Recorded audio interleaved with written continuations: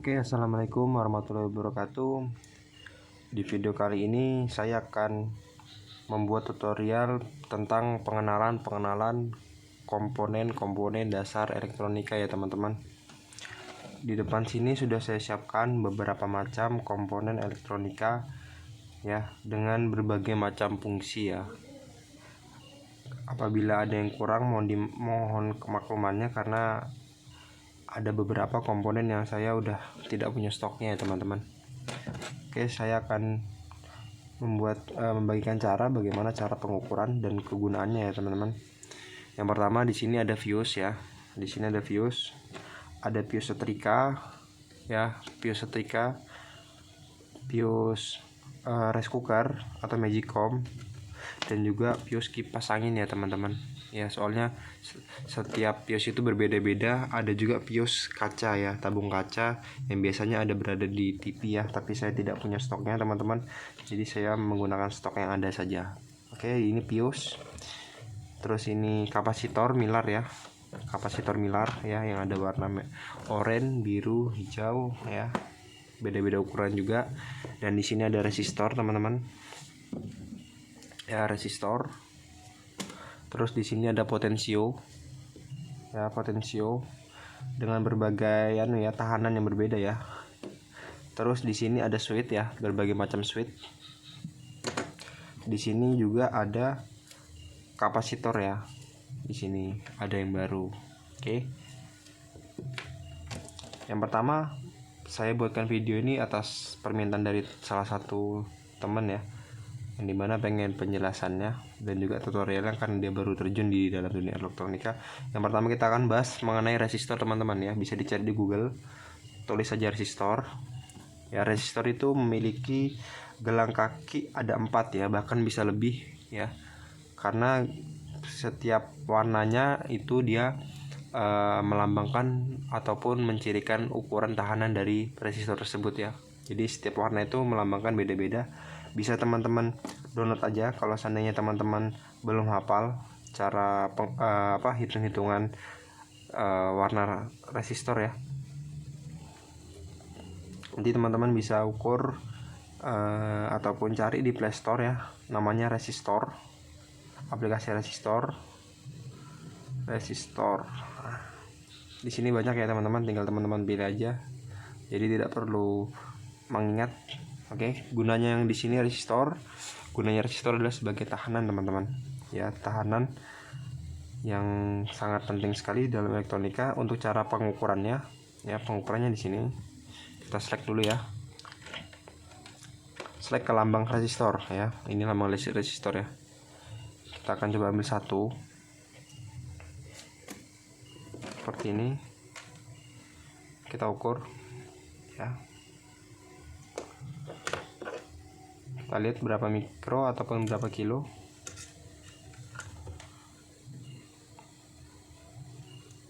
Jadi apabila ciri-ciri kerusakannya teman-teman, yang pertama bisa terbakar ya, ataupun hitam di bodi resistor ini, ataupun terbaca 2 kilo ya teman-teman, 2,173 kilo ya, karena merah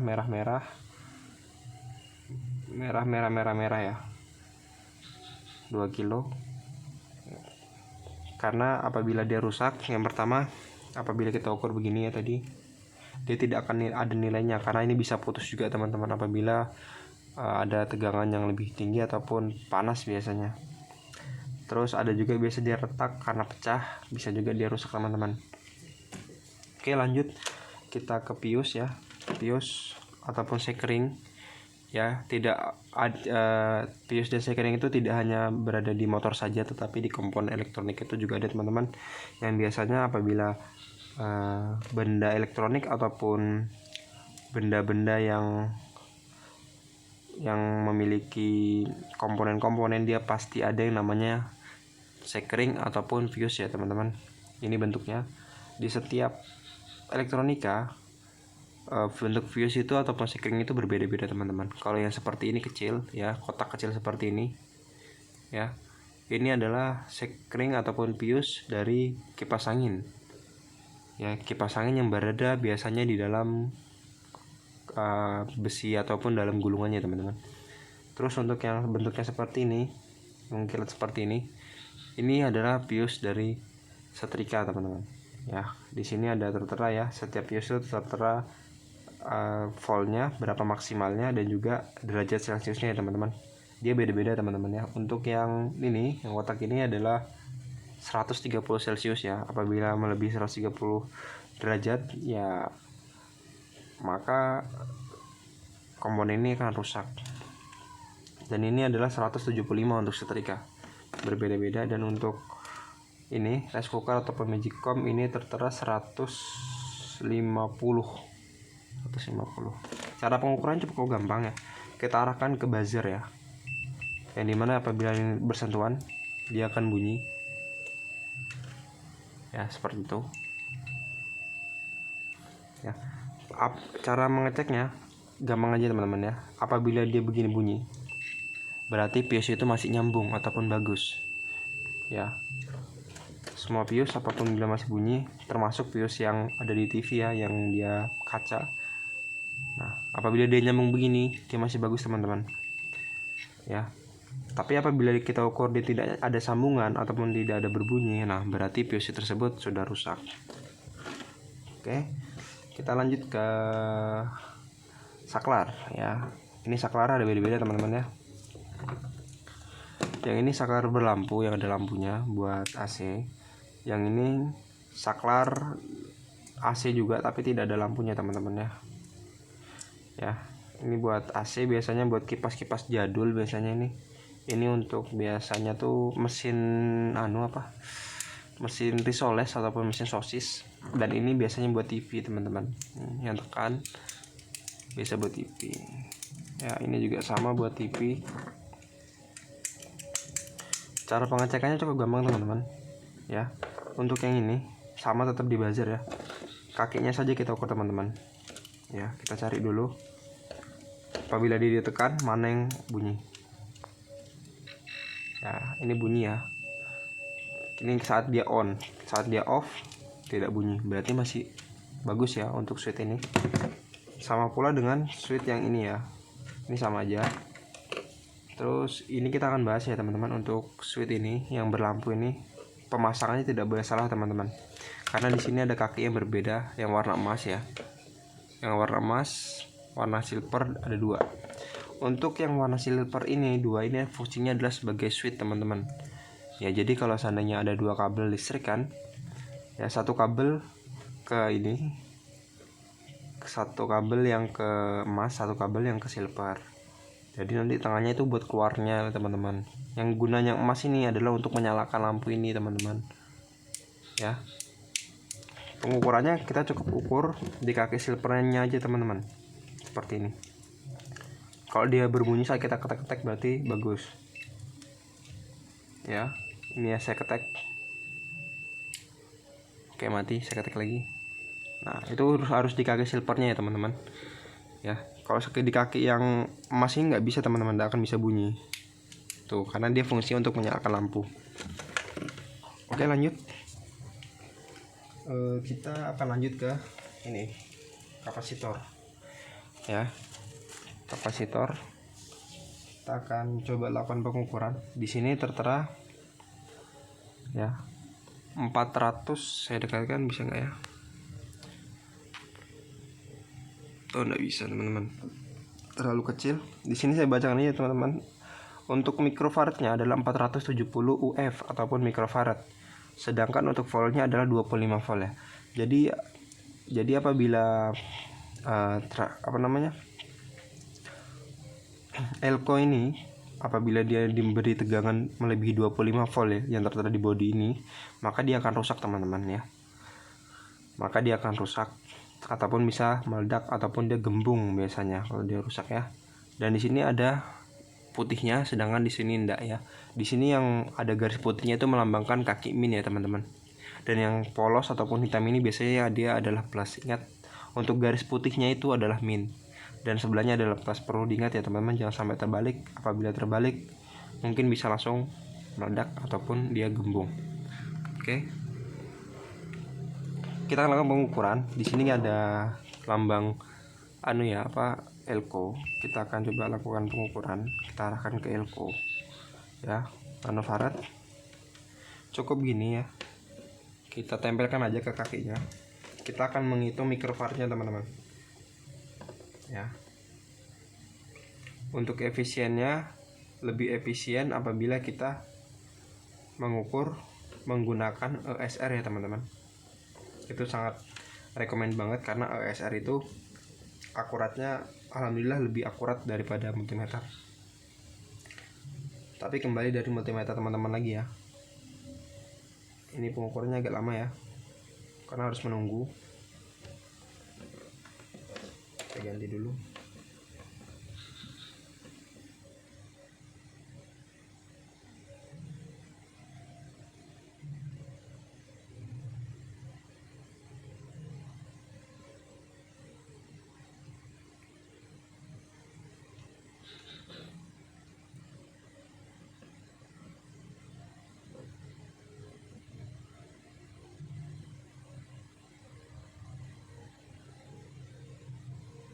Ya, untuk biasanya untuk pengukuran menggunakan multimeter ini agak susah teman-teman ya, untuk mengukur mikronya.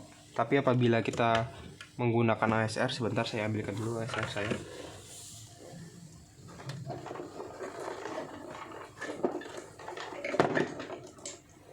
Ya, seperti ini saya mempunyai dua, analog dan juga digital ya teman-teman. Tinggal kita on kan aja. Di sini bisa pakai jepit ataupun cucuk ya yang ada di PCB.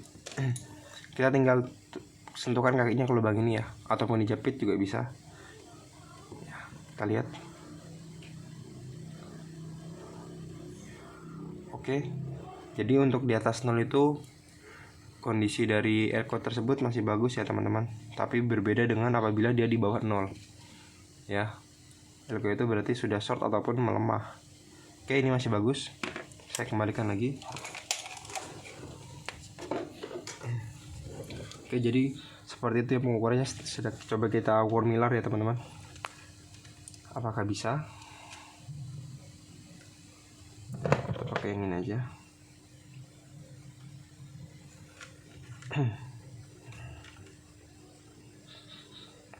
Kita ukur ya. 1,5 mikro. Oke. Di sini tertera 155J, berarti harusnya 1,55 mikro.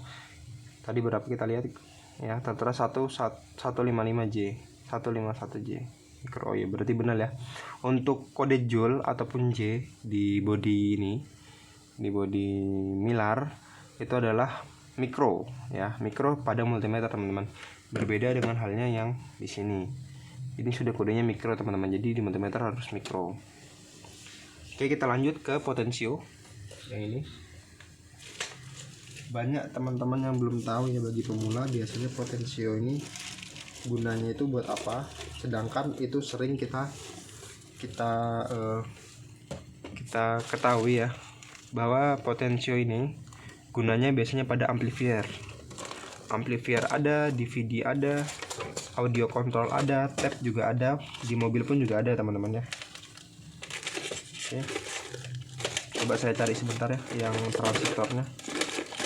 Yang saya kehabisan stok teman-teman. Iya. Stok saya habis ya yang transistor ya. Yang kakinya 3 teman-temannya itu habis. Mohon maaf ya. Nanti mungkin akan saya bahas saat pembuatan video selanjutnya. Ini akan saya bahas tentang potensio ya. Di sini setiap potensio berbeda teman-teman ya. Berbeda.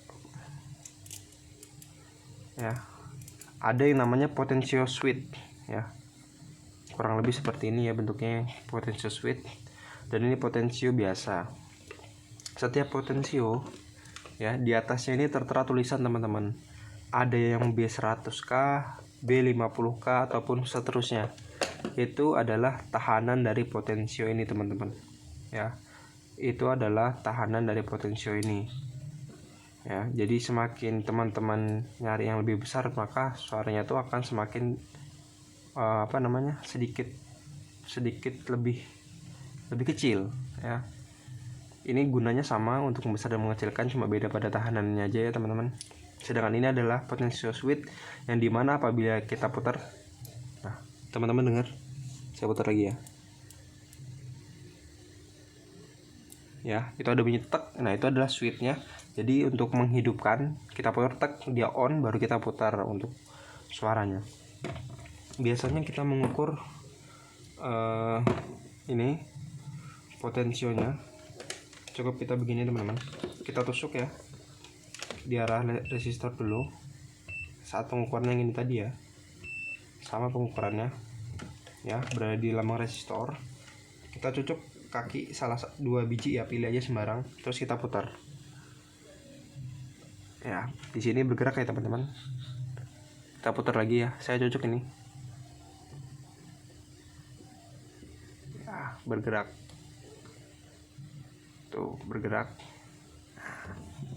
ya. Untuk cara mengklarifikasi ataupun mengetahui rusaknya potensio itu bagaimana mas? Biasanya ya teman-teman, potensio ini rusak apabila dia putarannya tuh tidak ada beratnya sama sekali ataupun ringan banget, jadi kayak ngelos gitu aja ya, terputar tapi dia ngelos teman-teman.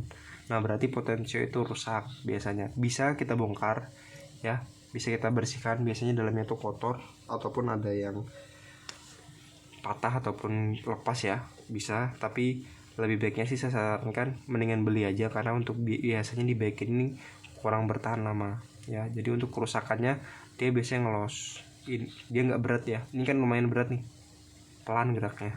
Tapi kalau yang dia rusak dia biasa langsung los teman-teman, kayaknya seperti ini nih, ini los dia teman-teman, nggak ada beratnya sama sekali, berarti potensio ini rusak. Oke, jadi yang tadi saya bahas itu adalah salah satu ataupun beberapa macam komponen ya, yang dimana gejala-gejala dan kerusakannya sudah saya jelaskan. Kalau ini dia gejalanya biasa kembung ya teman-teman, ataupun pecah, karena ini adalah tujuannya untuk tegangan lebih, jadi ada tegangan lebih dia langsung menuju ke sini. Oke, ini gembung biasanya ataupun kering covernya, biasanya ini untuk switch terbakar, ini biasanya ngelos, biasanya ini hitam ataupun pecah, ataupun dia juga putusnya. Sama halnya dengan ini pius. Untuk transistornya mungkin saya mohon maaf, saya belum ada stoknya teman-teman, jadi tidak bisa membuatkan tutorialnya ya. Semoga video ini bermanfaat. Apabila ada yang ditanyakan bisa teman-teman tanyakan. Dan untuk pengecekannya, yang pertama, teman-teman pemula wajib memiliki multimeter ya teman-teman. Sembarang multimeter apa, mau multimeter digital, mau multimeter analog, ataupun mau multimeter digital, analog, ataupun tang ampere juga bisa teman-teman. Intinya tergantung dari niat teman-teman mau belajar tentang apa itu elektronika. Bisa teman-teman lihat cara fungsinya ataupun kegunaan dari komponen itu di YouTube ataupun di Google, banyak sekali bisa buat tempat teman-teman belajar ya. Karena belajar itu tidak memandang usia teman-teman, mau tua, mau muda, mau siapapun, laki-laki ataupun perempuan, selama dia mau belajar, ilmu itu pasti akan ada, dia pun pasti bisa. Oke, tetap semangat bagi teman-teman yang pemula dan baru mau terjun ke dunia elektronika. Jangan pantang menyerah, tetap semangat. Semoga video yang saya buat ini bermanfaat. Sekian, assalamualaikum warahmatullahi wabarakatuh.